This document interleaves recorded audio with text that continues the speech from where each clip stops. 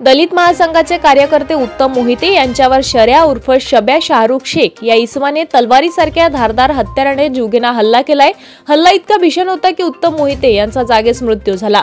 या घटनेनंतर संतापलेल्या उत्तम मोहिते यांच्या पुतण्याने आरोपी शेखवर प्रत्युत्तर हल्ला चढविलाय।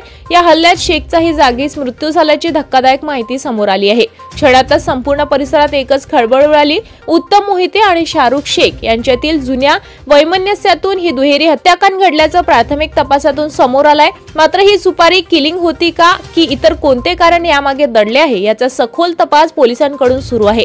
या प्रकरणात किमान 4 जणांचा सहभाग असल्याचा संशय पोलिसांनी व्यक्त केलाय। घटनेनंतर सांगली शहर पोलीस दलाची संपूर्ण यंत्रणा घटनास्थळी दाखल झाली आहे। फॉरेन्सिक पथक, श्वान पथक आणि वरिष्ठ अधिकारी घटनास्थळी दाखल होऊन पुरावे गोळा करण्यात व्यस्त आहे। गारपीर परिसरात तणावाचे वातावरण निर्माण झाल्याने पोलिसांचा मोठा फौजफाटा तैनात करण्यात आलाय। या दुहेरी हत्याकांडानंतर परिसरात भीतीचं वातावरण निर्माण झालंय।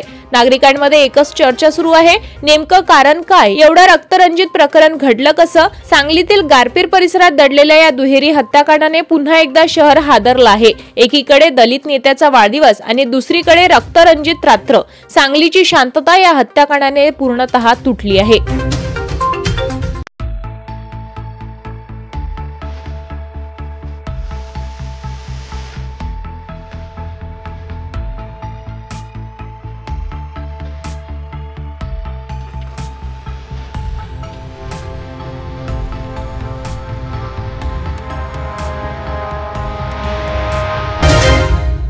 महाराष्ट्र टुडे न्यूजला लाईक करा, सबस्क्राइब करा आणि शेअर करा। आणि हो, आपली प्रतिक्रिया कमेंट करून आम्हाला नक्की कळवा। धन्यवाद।